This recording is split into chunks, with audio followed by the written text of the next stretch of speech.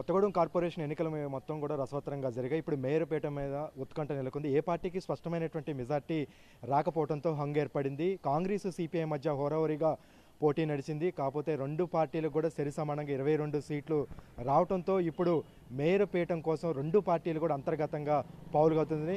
అయితే రాత్రి నుంచి ఇక్కడ రాజకీయ పరిణామాలు అనూహ్యంగా మారుతున్నాయి. నిమిషానికి నిమిషానికి ఇండిపెండెంట్ అభ్యర్థులు 6 గెలవటం, ఇటు బీఆర్ఎస్కి సంబంధించి 8 మంది గెలవడంతో ఆ రెండు సంబంధించినటువంటి అంకెలు ఎవరైతే కార్పొరేటర్ ఉన్నారో వాళ్ళ మద్దతు చాలా కీలకంగా మారింది. ఈలోగానే కేటీఆర్ ఓపెన్ ఆఫర్ ప్రకటించారు సిపిఐకి మద్దతు ఇస్తున్నట్టుగా. అయితే సిపిఐ అయితే దీని మీద భర్జన పడుతుంది. ఎలాంటి నిర్ణయం తీసుకోకుండా ఇప్పుడు ఆ నిర్ణయాన్ని మాత్రం పెండింగ్లో పెట్టింది. అయితే బీఆర్ఎస్ ఇచ్చినటువంటి ఆఫర్ని తీసుకొని వాళ్ళకి డిప్యూటీ మేయర్ ఇచ్చి తాము మేయర్ పదవి స్వీకరించాలా ఏంది అనేది ఇప్పటి వరకైతే ఎలాంటి నిర్ణయం ప్రకటించలేదు. కాకపోతే మరి కాసేపట్లో ఈరోజు ఏదో ఒక నిర్ణయం తీసుకునే అవకాశం ఉన్నట్లుగా ఆ పార్టీ వర్గాలు చెప్తున్నాయి.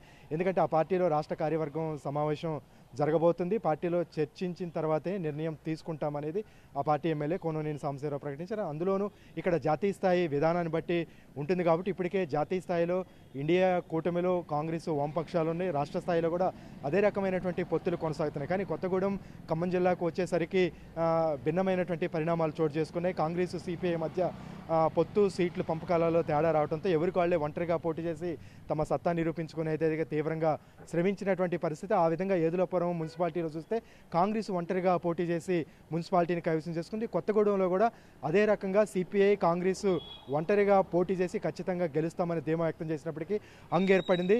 ఇప్పుడు ఈ నేపథ్యంలోనే ఇండిపెండెంట్లు కీలకంగా మారారు. 6 ఇండిపెండెంట్లు ఉన్నారు. వీరిలో 5 కాంగ్రెస్తో టచ్లోకి వెళ్ళినట్లుగా మనకి సమాచారం అందుతుంది.